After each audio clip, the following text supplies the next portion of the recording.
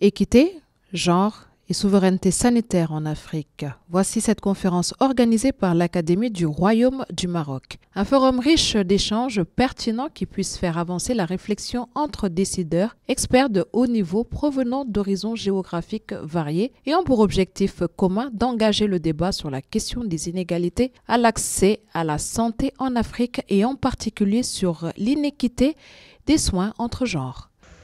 Et donc il ne peut y avoir de souveraineté sanitaire d'un État qu'avec l'aide et à travers les autres États. Aucun pays ne peut se vanter de contrôler l'entièreté de la supply chain pour fabriquer un médicament, n'importe lequel. Les défis que l'on a tous eu à vivre durant la crise du Covid, alors des fois j'entends post-Covid, ça sonne un peu optimiste, mais un post-Covid c'est une autre pandémie.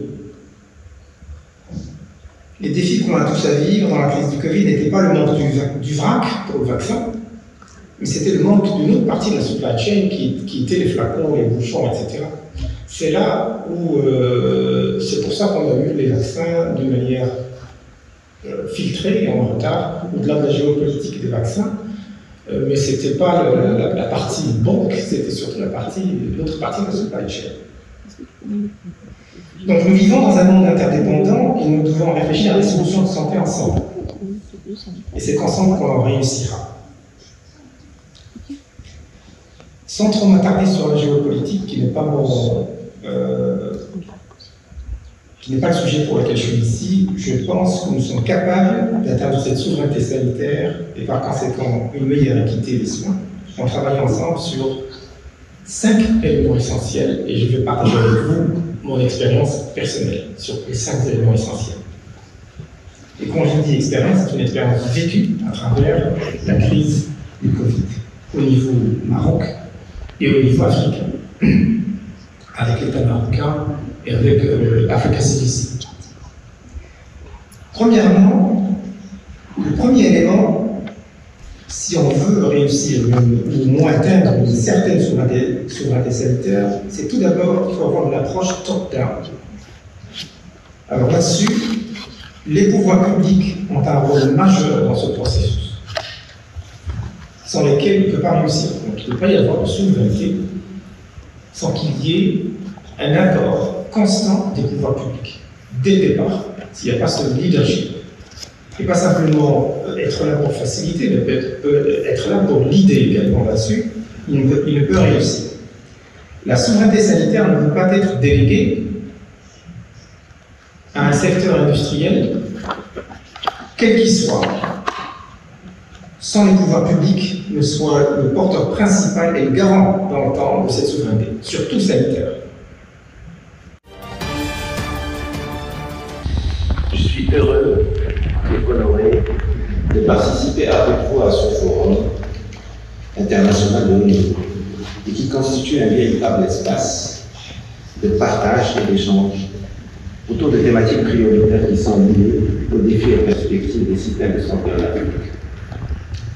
La thématique choisie, à savoir équiter le genre de la souveraineté sanitaire, revêt une importance capitale dans le contexte actuel sur le plan national et régional. Mesdames et messieurs, honorables assistants, l'Afrique a certes enregistré d'importants progrès pendant les dernières décennies en matière d'accès aux services de santé. Cependant, elle demeure confrontée à des défis majeurs.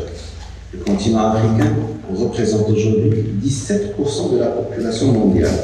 Pourtant, il abrite un quart des maladies enregistrées à l'échelle planétaire avec une prédominance de maladies infectieuses auxquelles s'ajoutent les maladies non transmissibles. Pour que la santé figure désormais comme une priorité majeure dans les agendas des gouvernements africains.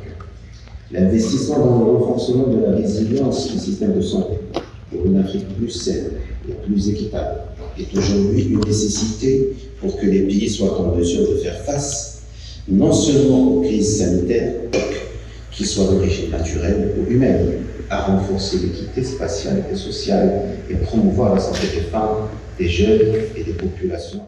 Dans le cadre d'une approche multidisciplinaire pour mieux cerner les problématiques de la santé dans sa globalité, ma philosophie de base c'est la course contre la cure est une course perdue d'avance.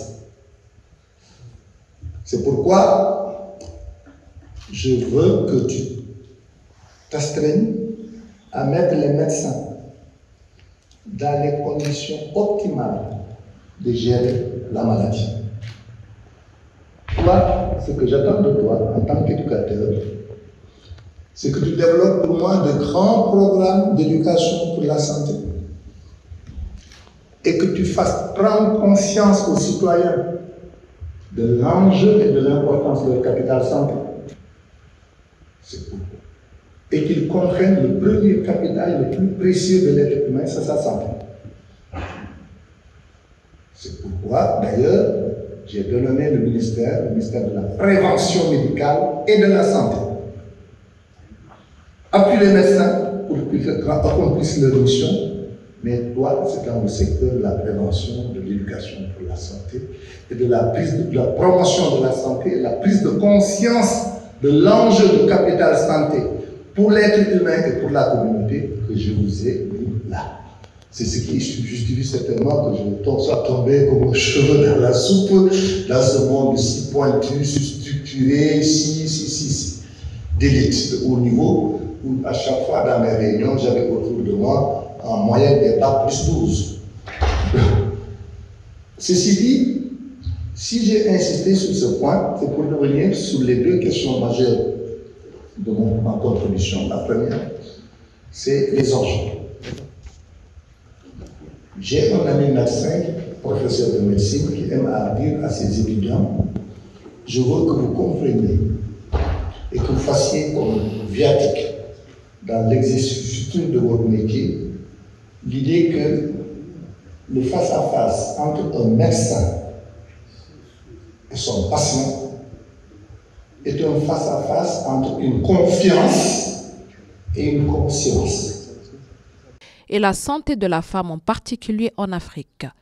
Ce forum, ou plateforme de débat croisé, doit permettre aux participants d'aborder tous les points évoqués et d'explorer les différents types de réponses.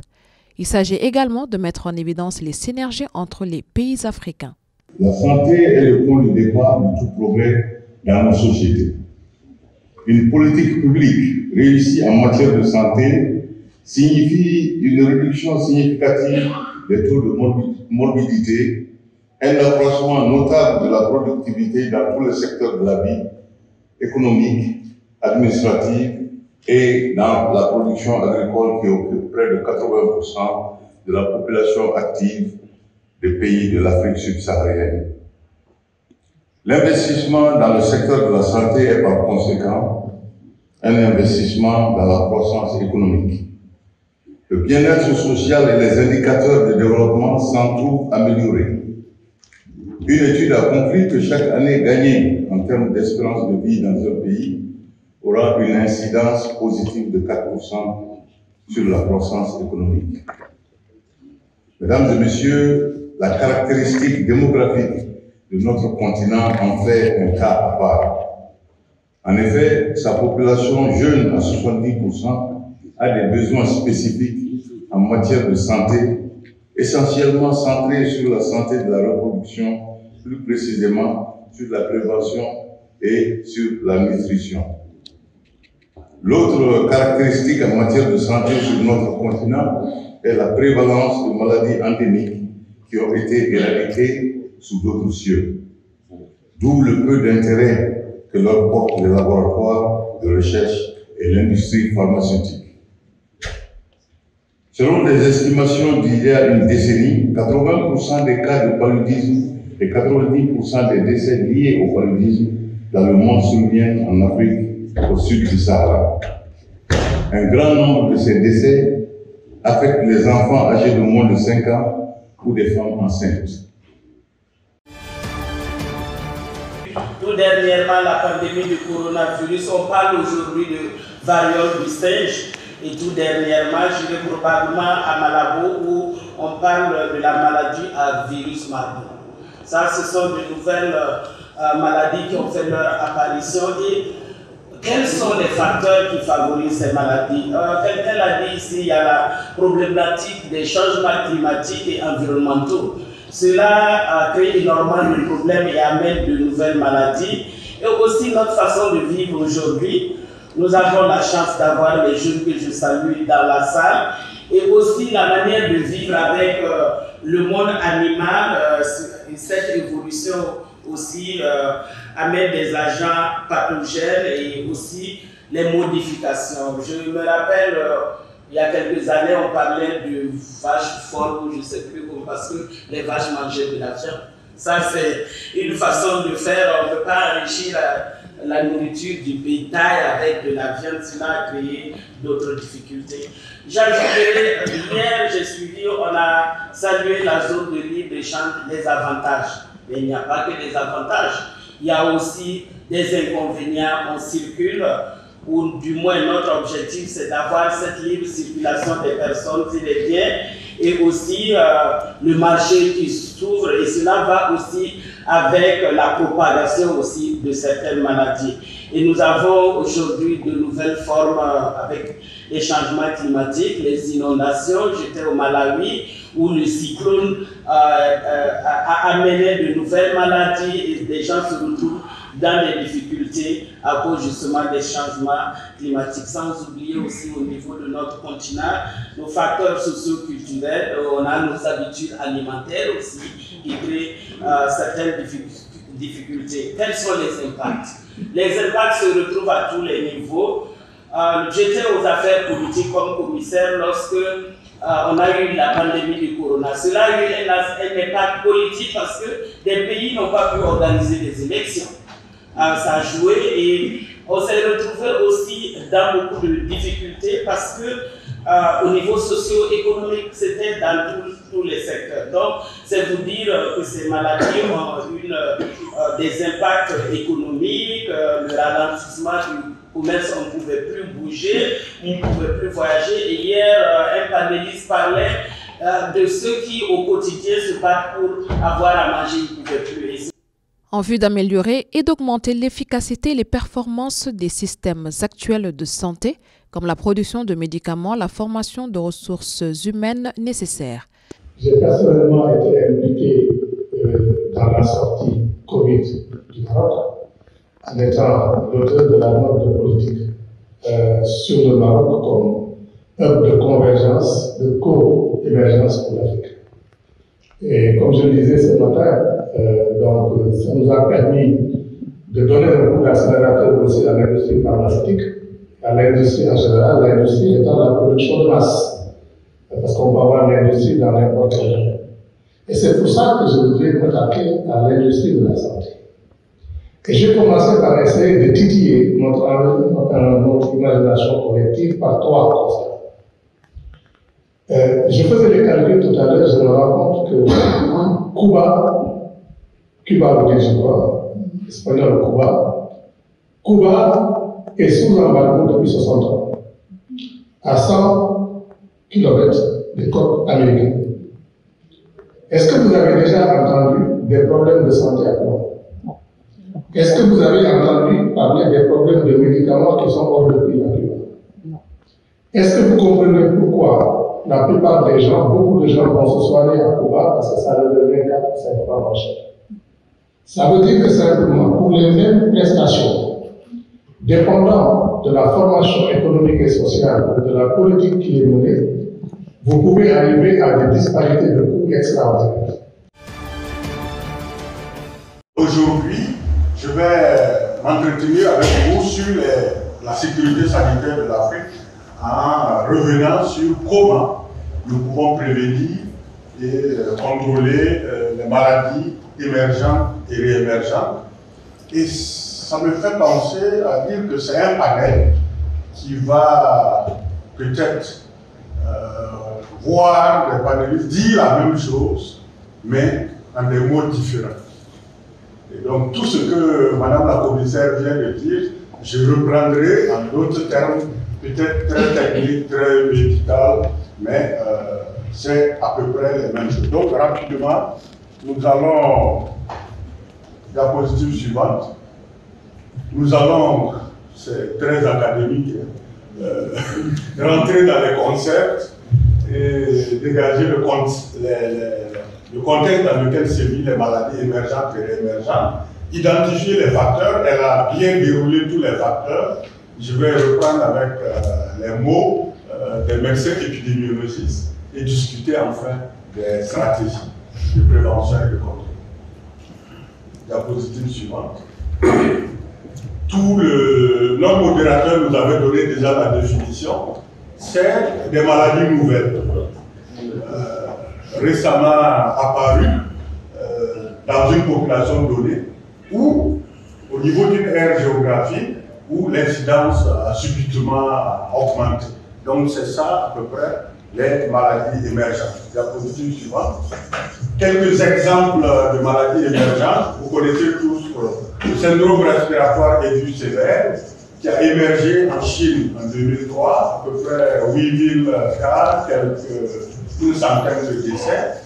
Le MERS-CoV qui a émergé en Arabie Saoudite en 2012, quelques cas, un peu moins de décès, et surtout la maladie à virus Ebola. Et ça, c'est l'exemple des changements d'aire géographique.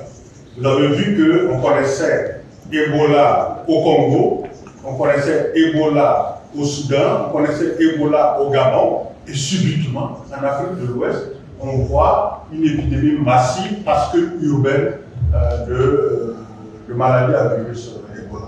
Et enfin, comme ça, tout le monde connaît maintenant la pandémie de Covid-19, mais de tout ce que j'ai cité, la plus inquiétante, et ça les cliniciens sont de plus en plus confrontés à ça.